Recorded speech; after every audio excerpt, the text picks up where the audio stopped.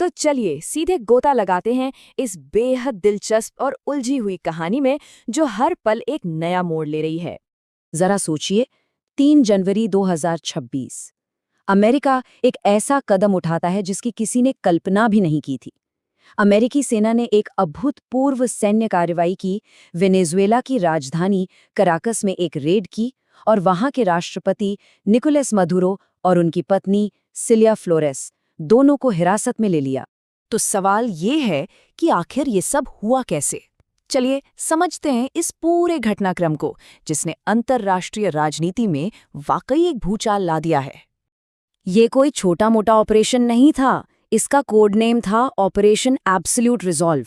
3 जनवरी 2026 को कराकास में से अंजाम दिया गया। राष्ट्रपति मदुरो और उनकी पत्नी सिलिया फ्लोरेस को हिरासत में लिया गया और सीधे न्यूयॉर्क के एक डिटेंशन सेंटर में भेज दिया गया। अमेरिका का कहना है कि मदुरो पर ड्रग ट्रैफिकिंग के गंभीर आरोप हैं और अब उन पर वही मुकदमा चलेगा। मतलब ये ऑपरेशन इतना अचानक और तेजी से हुआ कि वेनेजुएला की सरकार तो क्या, पूरी दुनिया हैरान रह गई। लेकिन इस ऑपरेशन की एक कीमत भी चुकानी पड़ी, और वो कीमत थी 32 जानें। क्यूबा की सरकार ने ये जानकारी दी कि इस रेड के दौरान उनके 32 नागरिक मारे गए। और देखिए, ये कोई आम लोग नहीं थे। क्यूबा ने खुद इस बात की पुष्टि की है कि मारे गए लोग उनके सैन्य और खुफिया कर्मी थे। मतलब ये वो लोग थे जो वेनेजुएला को सुरक्षा और रक्षा सहायता दे रहे थे। इस खुलासे ने मामले को और भी ज्यादा पेचीदा बना दिया है। तो ये सब हुआ कैसे? क्या अमेरिका ने ये सब अचानक किया? बिल्कुल नहीं।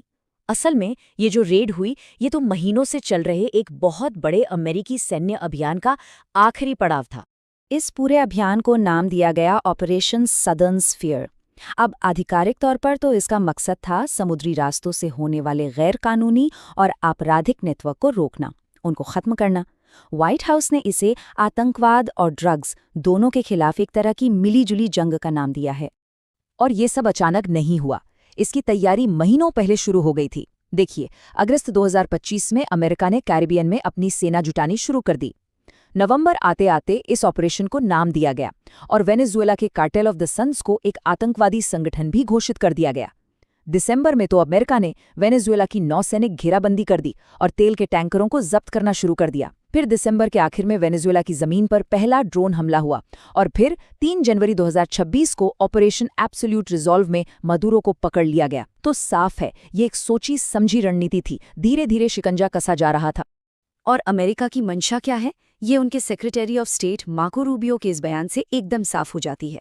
वो कहते हैं, ये पश्चिमी गोलार्ध है, ये वो जगह है जहां हम रहते हैं और हम पश्चिमी गोलार्ध को संयुक्त राज्य अमेरिका के दुश्मनों के लिए ऑपरेशन का अड्डा नहीं बनने देंगे।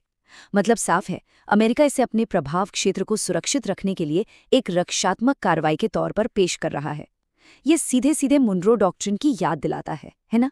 वही पुरानी अमेरिकी नीति जिसमें वो अपने पड़ोस में किसी और की दखलंदाजी बर्दाश्त नहीं करता। अब जाहिर है, इतने बड़े कदम का असर पूरी दुनिया पर पड़ना ही था। तो चलिए देखते हैं कि अंतर्राष्ट्रीय स्तर पर इस पर क्या प्रतिक्रिया हुई, क्योंकि दुनिया इस मुद्दे पर पूरी तरह से बट गई है। और प्रतिक्रियाएं तुरंत आईं और एकदम बटी हुई थीं। एक तरफ अर्जेंटीना, इक्वाडोर, इजराइल और इटली जैसे देश हैं जो अमेरिका का समर्थन कर रहे हैं।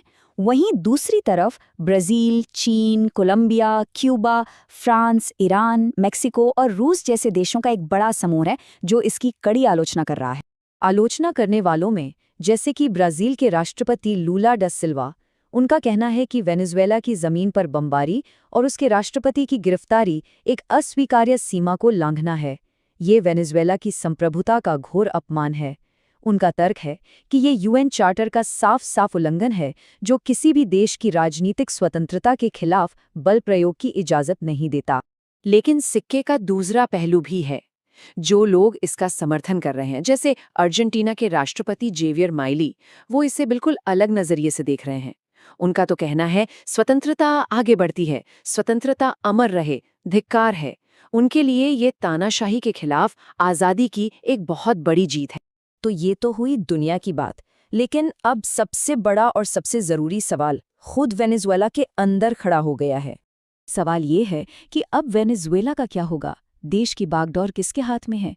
मादुरो के जाने से वहां एक जबरदस्त पावर वैक्यूम बन गया है, मतलब सत्ता का केंद्र खाली हो गया है। वैसे तो उपराष्ट्रपति डेल्सी रॉड्रिगेज ने कमान संभाल ली है, लेकिन उनकी संवैधानिक वैधता पर ही बहुत बड़ा सवालिया निशान। और यहीं पर आके मामला बहुत दिलचस्प हो जाता है। विशेषज्ञ अब दो रास्तों पर बहस कर रहे हैं कि आगे क्या किया जाए।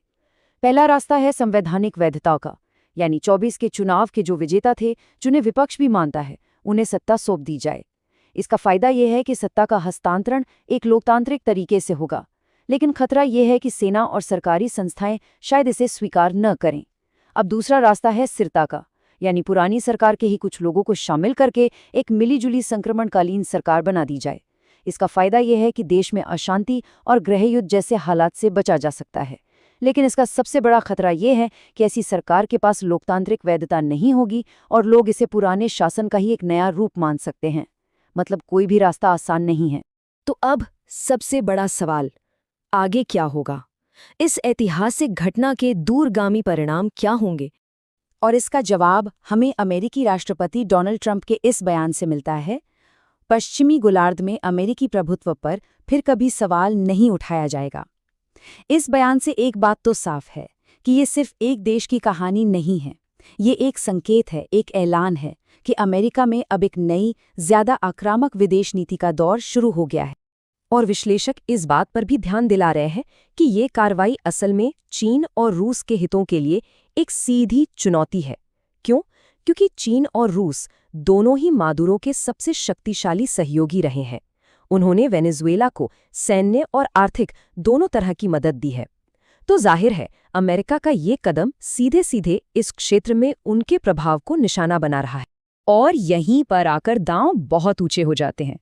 नव भारत टाइम्स का एक विश्लेषण कहता है, अगर चीन और रूस ने दक्षिण अमेरिकी समुद्र में ट्रंप को चुनौती दी तो ये विश्व युद्ध जैसी स्थिति भी बन सकती है। मतलब कुछ एक्सपर्ट्स ये चेतावनी दे रहे हैं कि वेनेजुएला एक बहुत बड़े भू राजनीतिक संघर्ष का केंद्र बन सकता है। तो सवाल यही है कि क्या ये एक नए मुनरो डॉक्ट्रिन की शुरुआत है या फिर एक वैश्विक संघर्ष की चिंगारी? क्या ये अमेरिका के दबदबे को फिर से स्थापित करेगा या दुनिया को एक बहुत बड़े टकराव की आग में झोंक देगा? इस सवाल का जवाब तो आने वाला वक्त ही देगा, लेकिन एक बात तय है, पूरी दुनिया ने अपनी सांसें थाम ली हैं।